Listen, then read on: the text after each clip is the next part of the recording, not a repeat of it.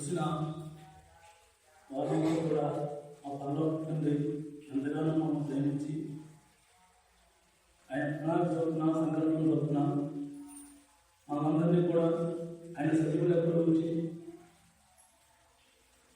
ప్రతిరోజు ఆయన జీవాలతో మనం పోషిస్తూ ఈరోజు కుటుంబంలో మందిరంలో మనందరం కూడా ఆ తండ్రిని కనపరచడానికి సూచించడానికి ఆ తండ్రి సమయాన్ని పంపించినందుకు అని ఎంతైనా మనం కృతజ్ఞత కలిగి ఉన్నాం. ఆదివారం మందిరంలో కూర్చుని చేసేది అది ఆరాధన కాదు, అది దేవుని సూచించడం కనపరచడం మాత్రమే. ఆరాధన వ్యక్తిగతంగా దేవుని కోసం జీవించాలని తపన కలిగి ఉన్న వర్తమానం ఏవైతే మనం ఉంటున్నామో ఆ ప్రకారంగా మనం జీవించడం, దేవుని కోసం మనం చదువుకుని రోజు నూతనంగా మనం జన్మించడం ఎప్పుడైతే మనం కొనసాగిస్తామో అది దేవుని కారణం. అలా మనం కొనసాగించాలంటే మనం దేవుని పట్ల విశ్వాసం కలిగి ఉన్నాం. దేవుని మీద ఆసక్తి లేకుండా విశ్వాసం లేకుండా ఏదో నామకార్థంగా మందిరాడుతున్నాను, నాలుగు మాటలు వింటున్నాను, ఈరోజు ఇలా గడిచిపోయింది, తర్వాత మళ్ళీ బిల్డింగ్ ఉన్నప్పుడు కదా అనే స్వభావం నుంచి మనం బయటకు వచ్చి దేవుని కోసం మనం ఎలా జీవించాలి అనే ఆసక్తి మనలో ఉండాలి. దేవుని కోసం మనం ఏం చేస్తే దేవునికి అర్పణ అవుతుంది, దేవుని నేను ఏం వర్తించగలను, దేవుని పట్ల నేను ఎలాంటి జీవితం జీవించాలి అని ప్రతిసారి కూడా మనం తోపేసుకుంటూ ఉండాలి. దాన్ని తెలుసుకుని చూసుకుని దాన్ని సరి చేసుకునే స్వభావంలో మనం రావాలి. ఆ స్వభావంలో లేనప్పుడు ఆ విధంగా మనం జీవించినప్పుడు దేవునికి మనం ఆరాధనగా అవలేము. ఆరాధన ఏంటి? అర్పణం, అర్పించుకోవడం. మనం అర్పించుకోవడమే దేవునికి ఆరాధన. ఇంకా చాలా మందికి అసలు ఆరాధన గురించి పూర్తిగా అవగాహన తెలియదు.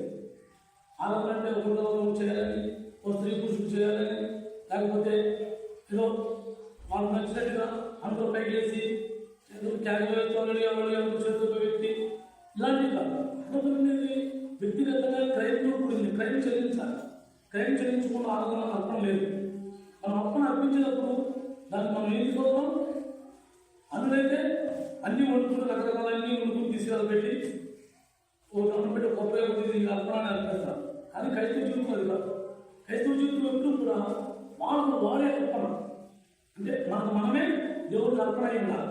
మనమే ఇష్టపూర్వకంగా దేవునికి అర్పించుకోవాలి.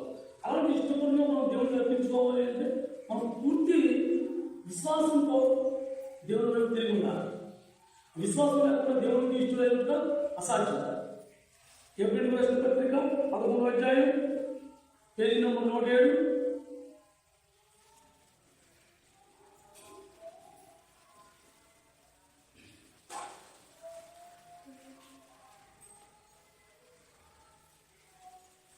ఏప్రిల్ రాసిన పత్రిక 11వ అధ్యాయం 6వ వచనం పేజీ నంబర్ 207 11వ అధ్యాయం 6వ వచనంలోనే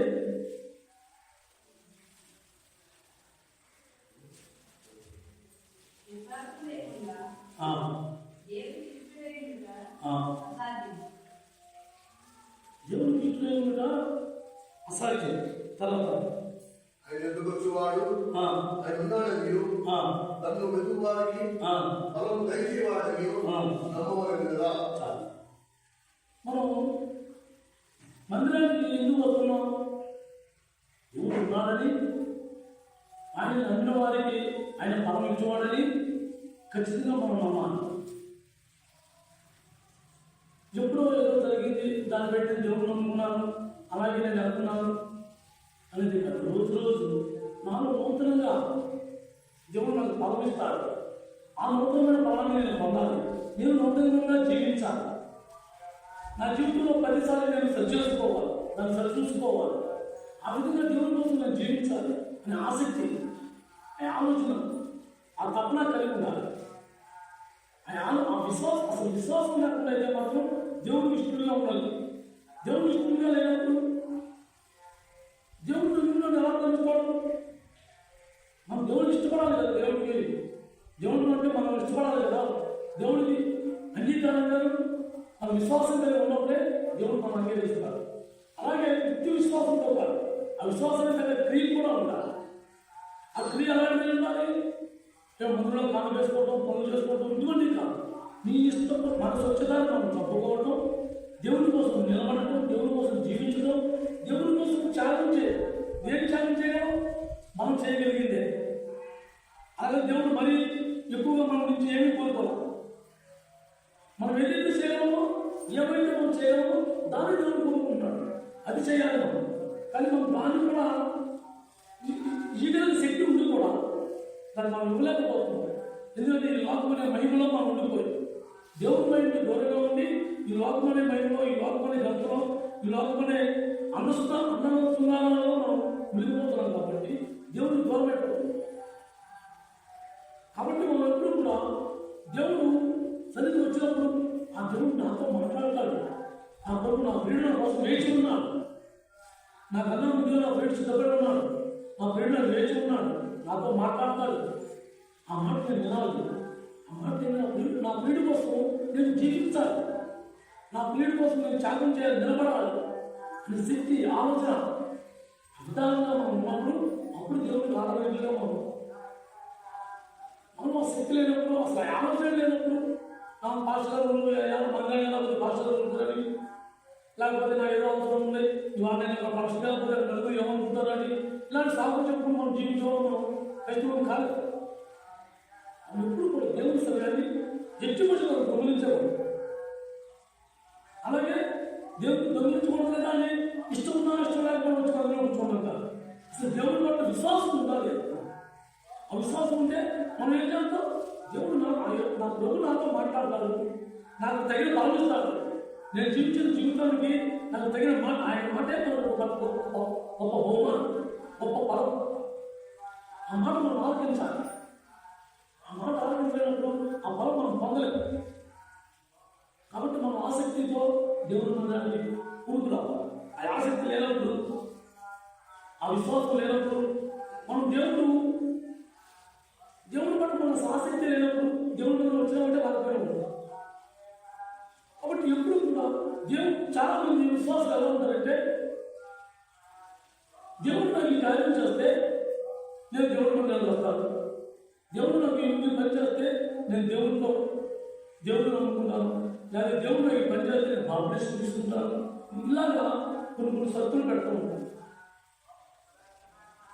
దేవుడితో మనం సత్తులు పెట్టినంత ఏకుతుందేమో మనం అసలు దేవుడు సన్నిధికి వచ్చే ఎప్పుడే మనం లేనప్పుడు ఆ ఎప్పుదాన్ని కల్పించాడు.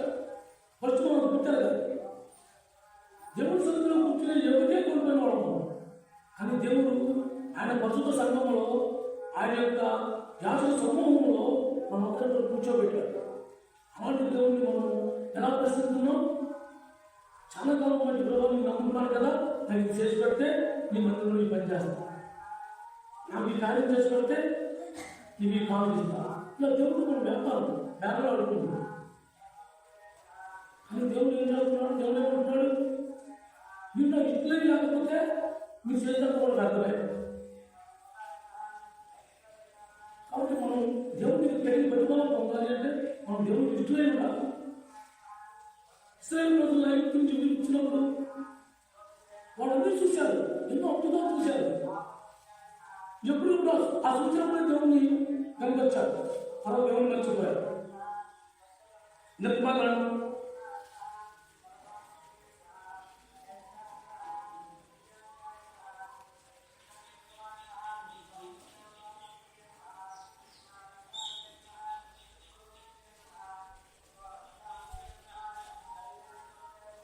పేజీ నెంబర్ 57, నిర్మాణం 14వ అధ్యాయం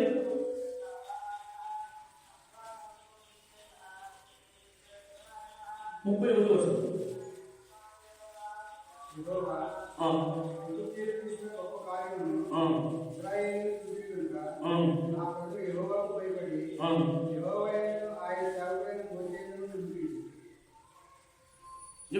ఎప్పుడు వాళ్ళు అన్నారు?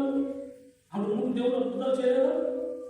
ఐగుప్తులో వాడు ఉన్నప్పుడు ఆ వేరునీళ్ళు కూడా చేపలను కూడా చచ్చిపోయినట్టు, ఆ నీళ్ళని తాగడానికి రక్తంగా మార్చేయనప్పుడు, ఆ కప్పులు రావడం, మెడతలు రావడం ఇవన్నీ చూడలేదా? ఎప్పుడు ఇది జరిగితే అప్పుడే చూసా, అప్పుడే వాళ్ళు తృప్తిపడి తర్వాత దేవుడిని మర్చిపోయేసి వచ్చేసారు. ఇవాళ క్రైస్తవులు చెప్తున్న వాళ్ళు కూడా అనేక మంది అలాంటి చెప్తూనే ఉన్నారు. దేవుడు కార్యం చేసేప్పుడే అవి బాబు దేవుడి కోసం జీవించాలి, నా సమస్తం దేవుడే, దేవుడు నేను తప్ప, నాకు దేవుడు తప్ప వేరే ఉద్దేశం లేదు, దేవుడి కోసం నేను ఏమైనా చేసేస్తాను, ఏమైనా అయిపోతాను, నాకున్న మిగతా కాలం నేను దేవుడి మందిరంలోనే జీవిస్తాను అన్నట్టుగా చెప్తున్న వాళ్ళు లేదా? నిజమైన విశ్వాసం అయితే దేవుడు కార్యం చేసేదాకా చూడదు, దేవుడు కార్యం చేసేదాకా చూడదు, ముందుగానే విశ్వసిస్తారు, నా ప్రభు నా కోసం చేస్తారు. అందుకనే తోమాతో ప్రభు ఉన్నాడు, చూసి నమ్మిన వారి కంటే చూడడం నమ్మిన వారు ధన్యులు. యేసుక్రీస్తు ప్రభు అద్భుతాలు మనం చూసామో లేదో మనకు తెలియదు, కానీ మనం మాత్రం విశ్వాసంతో దేవుడు పట్టాలి. యేసుక్రీస్తు ప్రభు పట్ల మనం ఎంతో విశ్వాసంతో మనం కొనసాగుతుంటే, ఎంత విశ్వాసం కలిగి మనం జీవిస్తే దేవుడికి అంత నమ్మకంగా మనం ఉంటాం. నిజమైన విశ్వాసం ఎప్పుడు కూడా ఆ కార్యం కోసం ఎదురు చూడదు, దేవుడి పట్ల ఎప్పుడు విశ్వాసంగానే ఉంటాడు. దేవుడి కోసం నేను ఎలాగైనా జీవించాలి, దేవుడి కోసం దేవుడు నా నుంచి ఏం కోరుకుంటాడో ఆ విధంగా నేను జీవించాలి ఆశ కలిగి ఉంటాడు. ప్రతిఫలం కోసం ఎదురు చూసేవాడు జీతగాడు. నా తండ్రితో నేను జీవించాలనుకునేవాడు ఆయన కుమారుడు. జీతగాడికి కుమారుడికి చాలా వ్యత్యాసం ఉంది. ఈ మధ్య నేను దీని గురించి చాలా ఎక్కువగా తెలుసుకున్నాను. ఎందుకంటే పనివాడు పనివాడే, సొంతవాడు సొంతవాడే.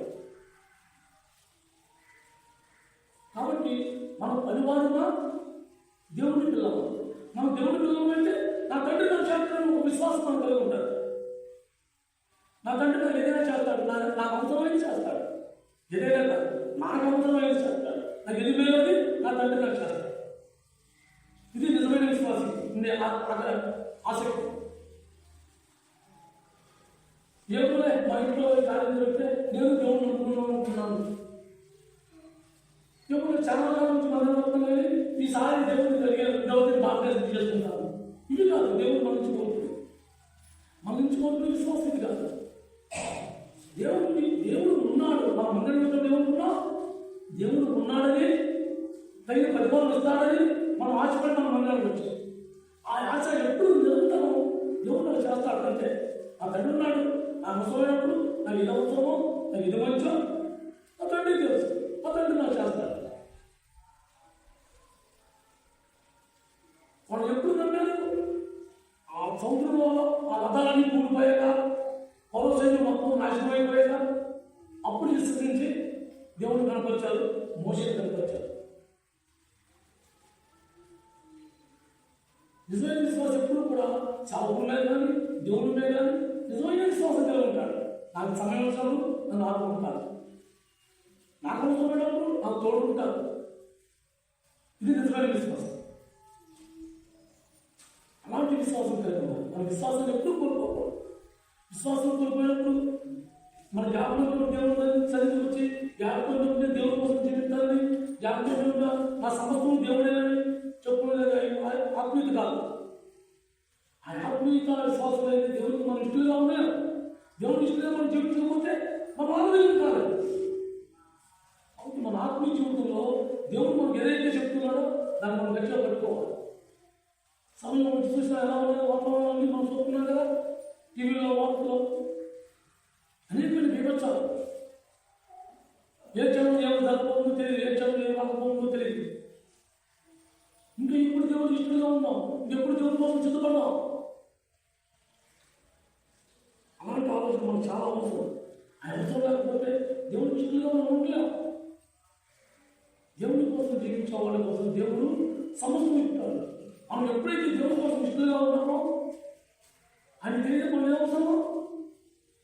మనం పాపంలో ఉన్నప్పుడు, పాపరహితంగా ఉన్నప్పుడు, పాపంలో మగ్గిపోయినప్పుడు, పాప జీవితం జీవించేటప్పుడు మనం అందరినీ వినిపించాలని ఏం చేశాక తన కుమారుని భూమిని పంపించాడు. మనలో పాపం నుంచి మనం పడుకున్నామా? పాపం నుంచి మనం ఎవరైనా వినిపించగలిగామా? మనం వినిపించుకోగలుగుతామా? దాన్ని ఒకే ఒక్క వ్యక్తి ఆయన చూపిస్తున్నాడు. ఆయన చేసిన శాసనం వల్ల, ఆయన చేసిన బలిదానం వల్ల మనం వినిపించబడ్డాం. పరిచయం చేయడానికి ఆయన ఎవరు పంపారు? ఆ పరలోక తండ్రి. ఆ తండ్రి ప్రేమ ఏంటో మనం చూపించడానికి తన కుమారుని పరిచయిస్తారు. రోమేయులకు రాసిన పత్రిక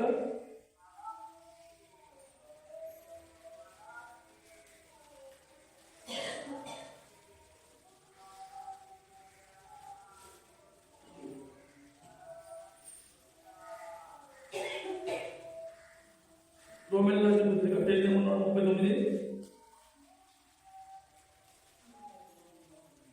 రోమేయులకు రాసిన పత్రిక 8వ అధ్యాయం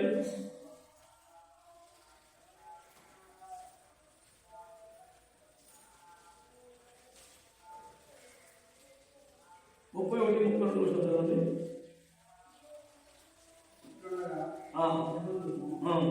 దేవుడు మన పక్షంలో సొంత కుమారుని అర్పించుటకు వెలిగియక నా అందరిలో ఆయన అప్పగించిన వాడు ఆయనతో పాటు సమస్తము నాకు ఎందుకనిపించుడు.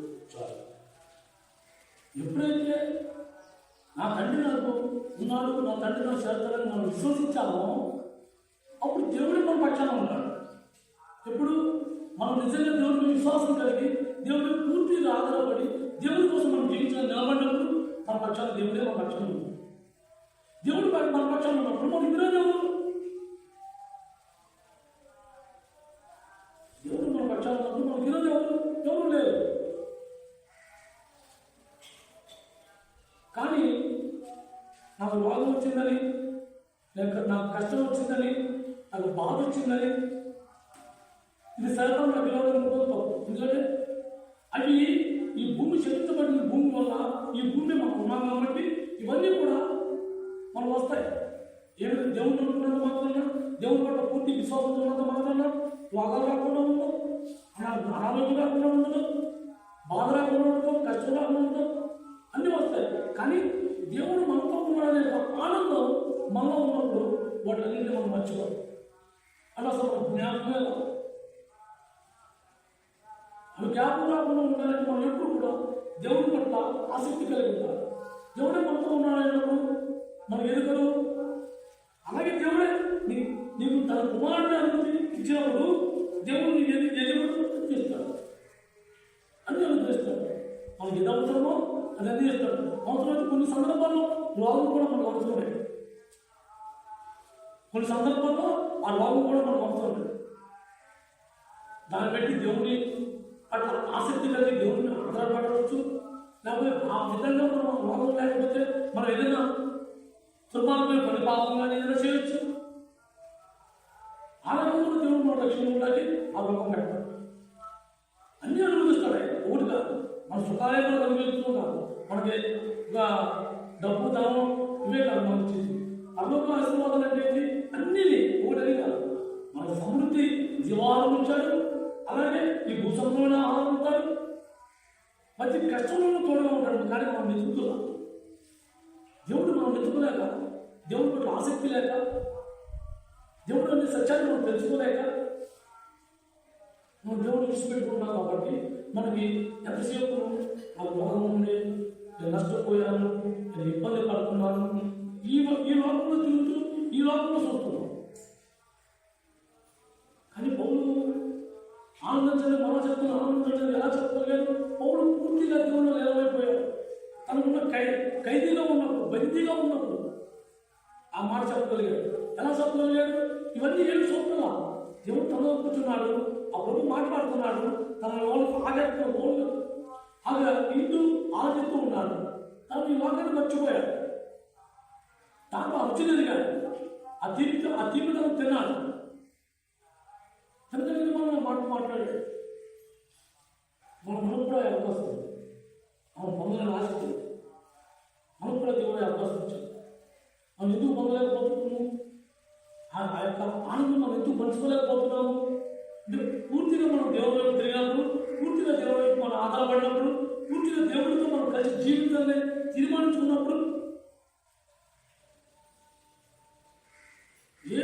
ఏ పాపం, ఏ జ్ఞానం, ఏ తప్పు లేని ఒక వ్యక్తి ఆ సర్వసృష్టికర్త కుమారుడిని ఈ భూమికి పంపించిన దేవుడు మనం ఎంతగా ప్రేమించకపోతే, మనం ఎంతగా విలువ పెట్టి చూడకపోతే ఆయన పాపంలో జీవించే మన కోసం ఆయన పంపుతాడు. దేవుడి పట్ల మనం ఎంత విలువ కలిగి ఉన్నామో మనం గుర్తించుకోవాలి. ఆ విలువను మనం కాపాడుకోవాలి. అది మనం చేతగలకు ప్రభు దగ్గరికి వెళ్ళాలి. తండ్రి, అయ్యా, నా మాటల నేను జీవించలేకపోతున్నా, నువ్వు నా కోసం నీ కుమారుడు చేసావు ప్రభా, కానీ ఆ నిజమైన ప్రేమ నేను పొందలేకపోతున్నాను, ఆ ప్రేమ నేను పంచలేకపోతున్నాను. ఆసక్తి దేవుని దగ్గర కూర్చున్నప్పుడు అప్పుడు ఆయన నేర్పుతాడు. మనం ప్రతి విషయాన్ని కూడా భయపడిపోతూ, చింతిస్తూ, బాధపడుతూ, దుఃఖిస్తూ ఉంటే దేవుడికి అటలంగా ఉంటుంది. మనం ఎప్పుడైతే ఒక బాధ వచ్చినప్పుడు దాన్ని ఆనందంగా ఎదుర్కొంటామో ప్రతిదాన్ని కూడా దేవుడు ఆనందంగానే మారుతూ ఉంటాడు. ముందు మనం వారికి వేచి చూడాలి. ఆ జనసముద్రం కరెక్ట్గా చూపించాలి కదా, ఎట్టుంటే ఇలా నడుతుంటే అది ఆరిపోయి ఆ నాడు ఎలా నడిచినా ఎలా నడవలేదు. వాడు విశ్వసించాడు, ఎలా నడిచేవాడు, దేవుడు ఉన్నాడు, దేవుడు వాగ్దానం చేశాడు. అలాగే మనం కూడా దేవుడు ఉన్నాడు, అందరికీ వచ్చేవాడు, ఆయన ఉన్నాడని, ఆయన తగిన ప్రతిభావం ఇస్తారని ఆశిస్తారు. అది మనం ఆశించాలి. ఆశించి దాన్ని పూర్తిగా మనం నమ్మాలి. ఆత్మవిశ్వాసంతో దేవుడు పొందడం, ఎప్పుడు నా జీవితం ఇలాగే ఉంది, నాకు ఎప్పుడు వచ్చే కష్టాలే, ఎప్పుడు వచ్చే అనారోగ్యమే, ఆరోగ్యం లేకుండా మానవుడు లేడు, ఒకరితో ఉంటూ ఉంటాడు. ఆ మృతులో కూడా దేవుడు మనం చూడగలగాలి. ఆ నమ్మకం మనకు లేకపోతే మనం ఏ దుర్మార్గమైన పని చేస్తామో, ఏ పాపము చెప్పుకుంటామో దేవుడికి ఇంకా భారం ఉంటుంది. ఆ భారం కన్నా ముందు ఇదే సుఖమైన దేవుడు ఇలాంటి ముందు అనుమతిస్తూ ఉంటాడు. ఆ గ్రహం మనకు ఉండాలి. ఆయన కుమారుడు నాకు అనుమతించినప్పుడు అన్నీ ఆయన అనుమతిస్తాడు. మనకి ఎందుకు ఆయన కుమారుడు ఎందుకు అనుమతించాడు? మనం రక్షించడానికి, ఆ తండ్రి ప్రేమ ఏంటో చూపించడానికి, మనం ఎలా జీవించాలో నేర్పించడానికి. మరి అలాంటి జీవితాలు ఇవన్నీ ఉంటాయి. ఇంత సౌభాగ్యం ఉండదు, పూలపాలు ఉండదు, సన్మానాలు ఉండవు, ఓజలు ఉండవు, అన్నీ ఉంటాయి. అన్నిటికీ సహించుకోవాలి. అన్నిటికీ సహించుకొని ఆ దారి ఆ మార్గాన్ని మనం కొనసాగలేకపోతే ఎలాగా? దేవుడి ప్రేమ ఎలాంటి ప్రేమ అంటే ఆ ప్రేమకు వెలకట్టలేని ప్రేమ. మనం ఎందుకు దేవుడు ఆయన కుమారుడు పంపించాడు? మనం అనుకుంటూ ఉంటాం, నాకు బాధ వచ్చినప్పుడు, ఏదైనా బాగా ఇబ్బంది వచ్చినప్పుడు, ఏదైనా 4-5 రోజులు చాలా చాలా ఇబ్బంది పడినప్పుడు దేవుడు ఎందుకు నన్ను విడిచిపెట్టాడు? దేవుడు ఎప్పుడు మనం విడిచిపెట్టాడు. దేవుడు ఎప్పుడు మనం విడిచిపెట్టాడు. దేవుడు ఏమో చెప్తున్నాడు, తల్లి వస్తుందేమో కానీ నేను ఎప్పుడు మనం అలాంటి దేవుడు మనతో ఉన్నాడు. మనం దేనికి భయపడాలి? మనం దేనికి భయపడుతున్నాం? సమస్తము ఆయన స్వాధీనంలో ఉంది. సర్వసృష్టిగత సమస్తము ఆయన స్వాధీనంలో ఉన్నప్పుడు మన దగ్గర నుంచి అనుమతించిన ఆయనే, మన దగ్గర నుంచి తీసేసిన ఆయన. మనకు ఆయుష్ కాలం ఉన్నంత వరకు ఒక గడియ ముందుగా ఒక గడియ ముందుగా మనం పోవాల్సిన మనకు తెలుసు. అలాగే మనకి ఎప్పుడు ఏదో అవసరం దాన్ని పెడతారు, మనకి ఎప్పుడు ఏదో అవసరం దాన్ని తీసేస్తారు. మనం పూర్తిగా దేవుడిని ఆరాధిస్తున్నాం. అలాంటి వచ్చినప్పుడు మనం భయపడ్డామా? ఆయన ప్రేమ మనం ఎలా చూస్తాం? ఆయన ఎప్పుడు కూడా ఏమంటున్నాడు? తల్లైన మనసునేమో కానీ నేను మరవను. యెషయాలో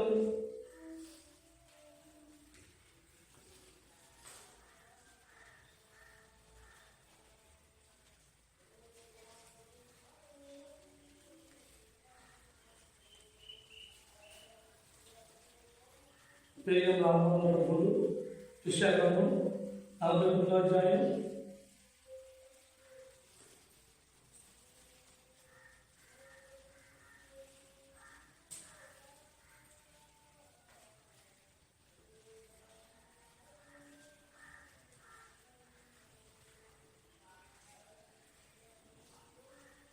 15-16 వస్తుంది.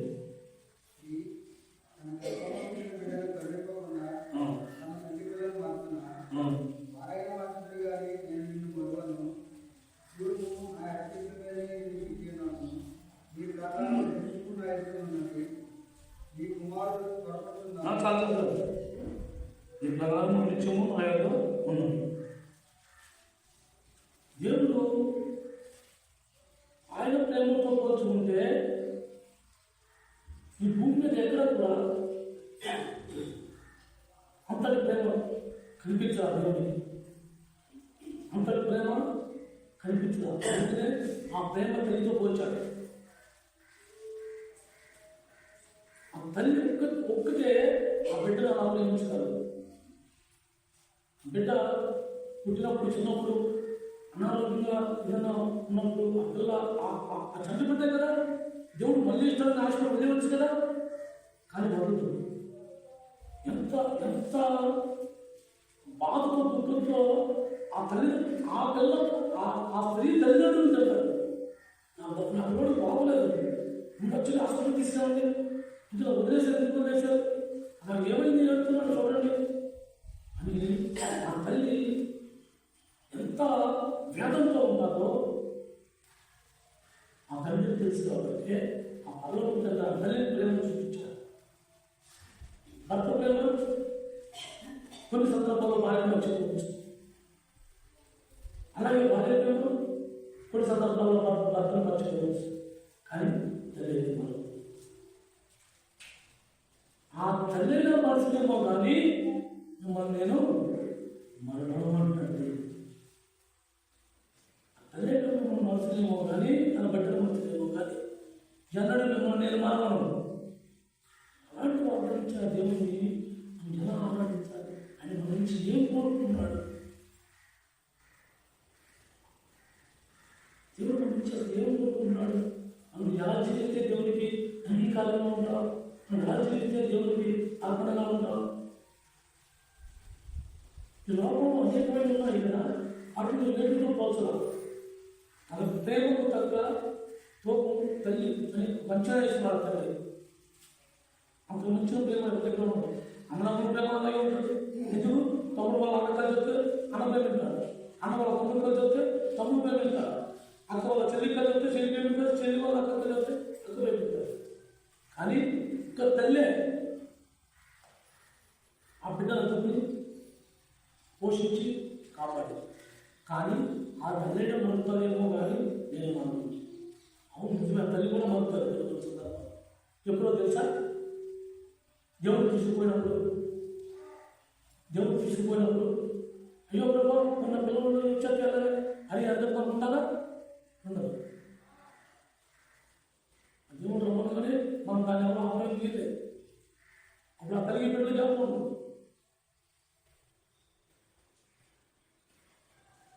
లేకపోతే జీవితం విసిగి పుట్టేసి అప్పుడు కొంతమంది పెద్దలు చావులు తీసుకుంటున్నారు, అప్పుడు కూడా దేవుడు మర్చిపోతున్నారు.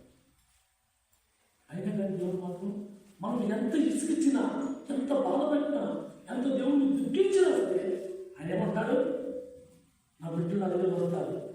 ఎంత దయగల దేవుడు ఆయన, ఎంత కనికరం గల దేవుడు. ఏమంటున్నాడు, నా పిల్లలు నన్ను చూస్తారు. ఇదో సందర్భంలో ప్రేమతో ఎదురు చూస్తున్నాడే కానీ మనలాగా కఠినమైన నిర్ణయాలు తీసుకోవాలి, మనలాగా ఆయన కఠినపరచుకోవాలి, ఎదురు చూస్తున్నాడు. అలాంటి దేవుడు నిన్ను ఏమడుగుతున్నాడు, బలు కడుగుతున్నాడా, బలు పెట్టినాడా? మిమ్మల్ని అందరినీ కూడా నా కుమారుడు శాపం చేసి, నా కుమారుడు బలి చేసి మిమ్మల్ని అందరూ విడిపించారు కాబట్టి మీరు అందరూ కూడా ప్రతిపాదనలకు బలు అర్పించండి, కానుకలు వేయండి, దశభాగాలు తేగని దేవుడు అడుగుతున్నాడా? లేకపోతే నా నామమే మీరు వినాలి, నేను చెప్పిన వాక్యమే మీరు పాటించాలి, మీరు వేరే ఉద్యోగం మీరు తిరిగినా మీ శాపలతో మిమ్మల్ని చెప్పిస్తాను, దేవుడు భయపెట్టాడా? భయపెట్టలేదే. యోర్మియా గ్రంథం, ఇర్మియా గ్రంథం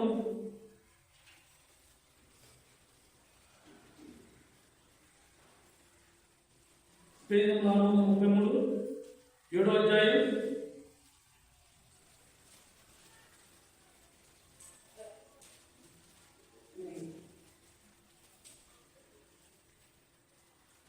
433 ఇర్మియా గ్రంథం 7వ అధ్యాయం 22-23 చదవండి. నేను ఐగుప్తు దేశంలో నుండి ఈ పిల్లలను రప్పించిన శ్రమన అరవలను గురించి కానీ గొర్రెల గురించి కానీ నేను వారితో చెప్పలేదు. ప్రతి వారి గురించి నేను ఏ ఆజ్ఞ ఇయ్యలేదు. ఈ ఆజ్ఞను మాత్రమే నేను వారికి ఇచ్చింది.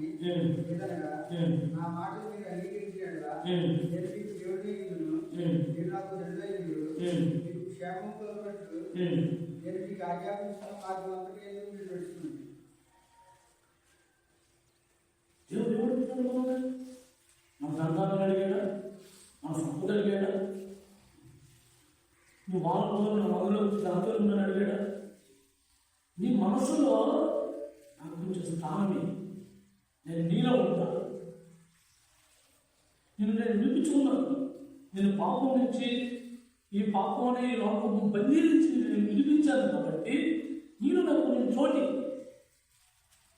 నీలో నేను ఉంటా, నేను నడిపించుకుంటా. నీకు ఏ మార్గం ఏర్పరిచానో అది నేను నడిపించుకుంటా అని దేవుడు అడుగుతుంది. మనం ఏం చేస్తున్నాం? వాళ్ళ కైతలు చెప్పిన వాళ్ళంతా కూడా 90% 99% పరిస్థితి ఎలా ఉంది తెలుసా? వారు నాకు నచ్చిన దగ్గర కూర్చోవడం, నాకు నచ్చిన దగ్గర సాధ్యపడటం, నాకు నచ్చిన ప్రవర్తించడం, అది వాళ్ళు సగం నేను దేవుడు నమ్ముకున్నాను. దేవుడికి ఎంత బాధాకరం. ప్రతిసారి దేవుడు మన గురించి బాధపడుతూనే ఉన్నాడు, బాధపడుతూనే ఉన్నాడు. ఎంతో బాధాకరమైన ఏమడుగుతున్నాడు? నీ కష్టాలు చెప్తాను, వారు కష్టపడి వాళ్ళు వచ్చి తను పోసేయండి అని అడిగాడా? నువ్వు అనారోగ్యంతో బాధపడుతున్నప్పుడు అయినా సరే నువ్వు కాలు తెచ్చిన ఏమని అడిగాడా? కానుకలు అడిగాడా? నీ కష్టాలు అడిగాడా? అసలు నేనేమడిగాడు? నేను పాపం జీవించాను కదా, నువ్వు నా కోసమే జీవించు, నన్నే నమ్ముకో అని ఎవరిని అడగలేదా దేవుడు? ఆయన ప్రేమను చూపించాడు, ఆయన ప్రేమను చూపించాడు, మనం ఎలా జీవించాలో నేర్పించాడు. నువ్వు జీవించవు, నువ్వు నడువు. మన ఇష్టం. దేవుడు ఎవరిని చెప్పించలా, ఎవరిని ఆయన కఠినంగా మాట్లాడాడు. ఏ విషయంలో కూడా దేవుడు కలిగి మాట్లాడాడు. దయా కలిగి కరుణామయుడు, ఎంతో కనికరంగా దేవుడు కాబట్టి ఆయన ఎంతగానో మనం ప్రేమించాడు. ఆ ప్రేమను పెట్టి ఇంకా మనల్ని సజీవులుగా ఉంచాడు. ఒక పక్క వరదలు అనేక రకాలుగా మనం 2 వారాలు చూస్తున్నాం. ఇవాళ బీభత్సమైన వర్షాలు పైన ఆ వరదలు ఎంత భయంకరంగా ఉన్నాయో మనందరికీ తెలుసు. కానీ ఇంకా మనం ధైర్యంగా ఉన్నాము అంటే మన నిరీక్షణ ఒకటే, భూమి మీద ఉంచినా తీసుకున్నా నేనైతే నా ప్రభుత్వం ఎప్పుడు ఉంటా, అనే నిరీక్షణ మనకు ఉంది కాబట్టి మనం ఎక్కడికి వెళ్తామో మనకు తెలుసు. ఆ నిరీక్షణ మనం ఎక్కడున్నా దేవుడు సమయం ఇచ్చి దేవుడు ఇలాంటి ఏదో అర్పించి తీసుకుపోయినా మనం ఎక్కడున్నా మనకు తెలుసు. కానీ అక్కడ మనం ఉండాలని ముందుగానే సిద్ధపడాలి. అక్కడికి వెళ్ళిన తర్వాత మనం సిద్ధపడేది ఏం లేదు, సమయం లేదు. అక్కడికి వెళ్ళి ఏముంది? నువ్వు పోరాడాలన్నా, ఆ పోరాటంలో గెలవాలన్నా, నువ్వు పరిపరిలో నెగ్గాలన్నా, ఆ ఉద్యోగం పొందాలన్నా పైన ఉండవు. అన్ని ఇక్కడ అన్ని సంభవించిన తర్వాత, అన్నింటినీ ఎదుర్కొన్న తర్వాత, వాటిని జయించిన తర్వాత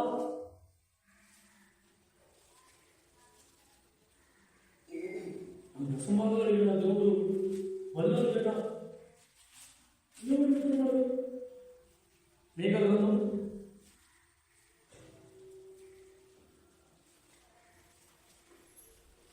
247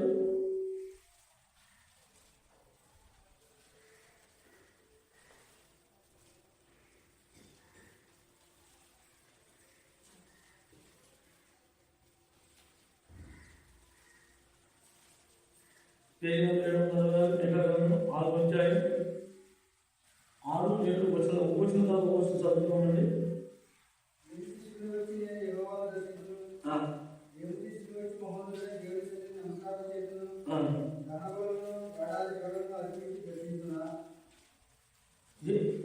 ఏమడుగుతుంది దేవస్థ ఏమడిగాడు?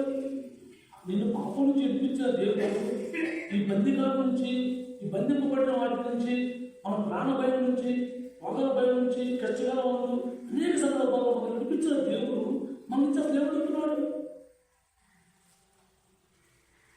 ఏమిచ్చి దేవుడు దర్శిద్దాం అని ఏమిస్తే ఆయన చేసిన కార్యానికి, ఆయన చేసిన త్యాగానికి సరిపోతుంది.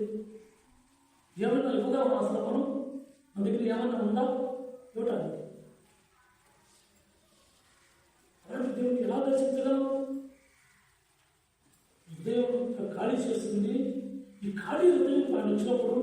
మనం వచ్చినప్పుడు ఆయన ఆత్మతో మనం నింపబడాలని తప్పన కలిగి ఉండాలి. నేను ఏమితే నీకు అది అర్థమవుతుంది ప్రభా, నేను ఏమితే దర్శించగలను, నేను ఏమితే అడిగి నాకు నాన్నగా తెచ్చున్నది ఏమి లేదు కదా. నాకు పన్నెండు బాగుంటే నేను రూపాయి సంపాదించుకున్నాను. ఆ జ్ఞానం నాకు ఎత్తే నేను రూపాయి సంపాదించింది. నాకు నేను సంపాదించిన జ్ఞానం నాకంటూ ఏమీ లేదు. కానీ నువ్విచ్చిన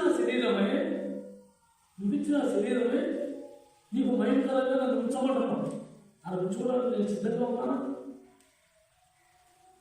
తర్వాత 7వ చూస్తానండి.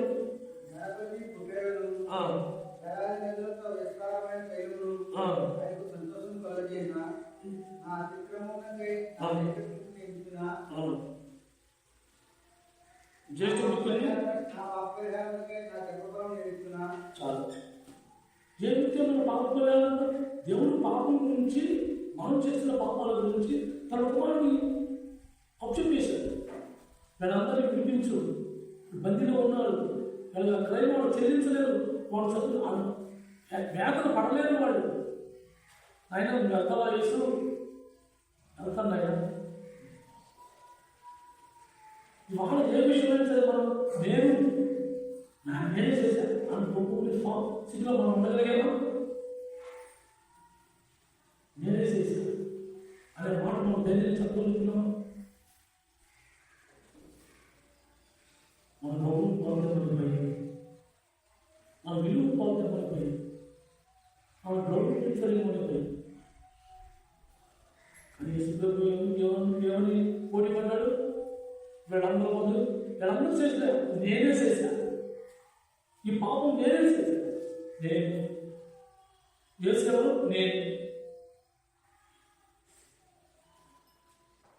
అలాంటి మహాన్ని మనం ఎలా ఆరాధిస్తున్నాం? ఎందుకు చదవండి.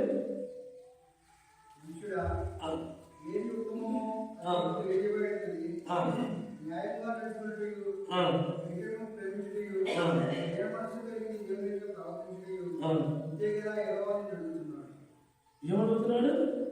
3 మాట్లాడాడు. మనం ఏమడిగాడైనా 3 మాట్లాడాడు.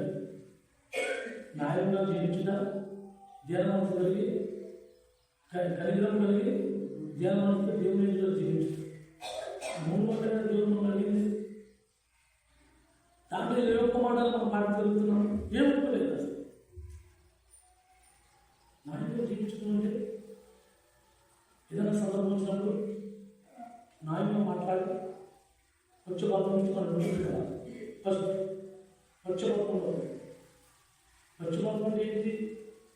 నాకు ఇష్టంగా ఉన్న వ్యక్తుల వైపు నేను మాట్లాడను, నా బంధువుల వైపే నేను మాట్లాడను.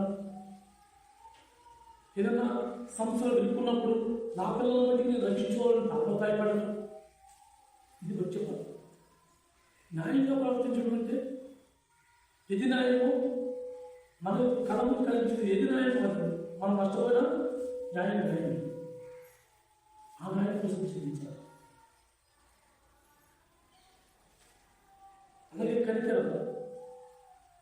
ఎప్పుడు కూడా సాటి వ్యక్తి మనకన్నా ఆత్మీయ స్థితి తక్కువగా ఉందా, మనకన్నా ఆత్మీయ ఎదగలేదా, ఆ వ్యక్తిని మనం ప్రోత్సహించాలి, నడిపించుకోవాలి, ముందుకు తీసుకురావాలి, విడిచిపెట్టకూడదు.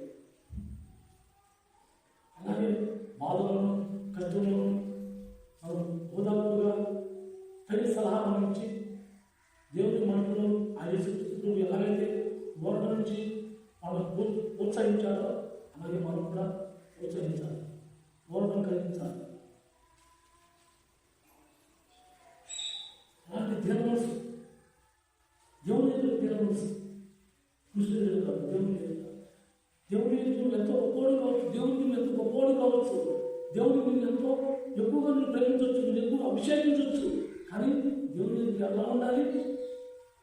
ఏమీ కాదని వాడాలి, ఏమీ తెలియదు చేతగా మనం నేర్పించి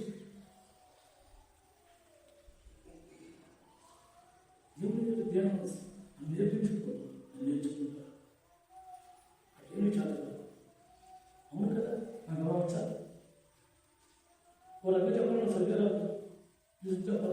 ఇదో అక్షరాలు అప్పుడు ఆ రోజుల్లో 1 చదువుకున్న అక్షరాలు 1 గురించి చదువుకునే తప్ప నిజంగా నాకు చదువుతాను. దేవుడు చెప్పింది కదా, దేవుడు చెప్పేది కదా, నాకు వచ్చా కనీసం సాటి వ్యక్తితో ఎలా మాట్లాడాలో తెలియనుకుని నేను నిజం చెప్పాలంటే సాటి మనుషులతోనే మాట్లాడాలని వాడేది. నా మాట మొదలుగాను గంభీరంగాను భయంగా ఉంది. అలాంటి వ్యక్తిని దేవుడు మాట్లాడుతుందా, దేవుడు వాడుకుంటుందా? దేవుడు మనం ఎప్పుడు కూడా దేవుడు నాకు చేత కాదు, నాకు తెలియదు, నాకు రాదు, నాకు వచ్చు అన్నావా మీద గర్వం తెలియజేయండి, నాకు తెలుసు అన్నావా మన గర్వం తెలియజేయండి. దేవుడి దృష్టిలో మనం ఎంతగా అభిషేకింపబడవచ్చు, దేవుడు ఎంతగా మనం ఆస్వాదించవచ్చు, గొప్పగా ఒక వ్యక్తిత్వంగా దేవుడు మనకు ఒక నేర్పు ఇవ్వచ్చు. కానీ దేవుడు నాకేమి చెప్పగలదు దేవుడు నేర్పచ్చు. ఎవరైతే అలా పనులు మనం చంపుకుంటామో వారు దేవుని కావాలి. మనం ఇచ్చే బరుడు, మనం ఇచ్చే కానుకలు దేవుడికి అర్పణ కాదు. నిజంగా అర్పణ ఏంటి? నన్ను నేను దేవుడు కోరుకున్న రీతిలో దేవుడు ఆ పాపంతో మనం ఇచ్చినప్పుడు ఏమన్నాడు? నిన్ను బల్ల నేను నీకు ఒక ఆజ్ఞ ఇచ్చాను. ఆ ఆజ్ఞ ఏంటి? నువ్వు దేన మనసు కలిగి న్యాయంగా జీవించి దేన మనసు కలిగి కనికపడదు. అమూలుకుంటే చాలా అంటున్నాడు దేవుడు. అమూలిట్లో మనం దేని సాధిస్తున్నాం? ఇదైనా ఉపయోగం కొనసాగిస్తున్నాము. కాబట్టి దేవుడు మనకు ఏం మాట్లాడుతున్నాడో దాన్ని పట్టుకొని జాగ్రత్తగా మనం ముందుకు కొనసాగాలి. అంతేగాని ఇదో వెళ్తున్నాం ఎంతకాలం అలాగేనా మనం చేసే ప్రతి పనులను పాపం చేస్తున్నాం, క్షమించుకోవడం రక్షించుకోవడం, క్షమించుకోవడం రక్షించుకోవడం రోజులు గడిచిపోతున్నాయి. కానీ యథార్థంగా దేవుని ఎదుర్కొనే సమయం అవుతుంది. సమయంలో మనం ఎదుర్కోగలమా? ఎదుర్కొనే స్థితిని మనం సిద్ధపడి ఉండాలి. ఆ పెళ్లి కుమారుడు వచ్చినప్పుడు పెళ్లి కుమార్తె సిద్ధపడకపోతే ఏం చేస్తాడు? మొత్తం అయిపోయింది. ఇప్పుడు మన పాటలు అయిపోయింది, మొత్తం అయిపోయింది. మళ్ళీ మొత్తం లేదు. మన పెళ్లి లేదు, ఇంకో మొత్తం లేదు. ఆ యేసుక్రీస్తులోకి వచ్చే మొత్తం ఒకే ఒక మొత్తం. భూసభమైన పెళ్లిళ్ళు అయితే అనేక మొత్తాలు ఉన్నాయి. ఇప్పుడు మొత్తం మళ్ళీ మొత్తం అనుకున్నాడా? ఆగుంటారు. కానీ ఇది ఒకే మొత్తం. ఆ తండ్రి యేసుక్రీస్తులో రాగా ఆ రాగలు ఒకే మొత్తం. ఆ మొత్తానికి ఎవరైతే సిద్ధపడి ఉంటామో వాళ్ళు దేవుని కోసం ఆయన పాదాలను నుంచి కొంచెమైన కోసం జీవించాలని ఆయన అది ధైర్యంగా చెప్పగల శక్తి మనకు. ఆ శక్తి మనం కోల్పోకుండా దేవుడు చెప్పిన మాటలు ప్రతి మాటలు మనం గైపుని దాన్ని ఆధారం చేసుకుని ఆ ప్రకారంగా జీవించడమే దేవునికి ఇష్టమైన ఆధారం.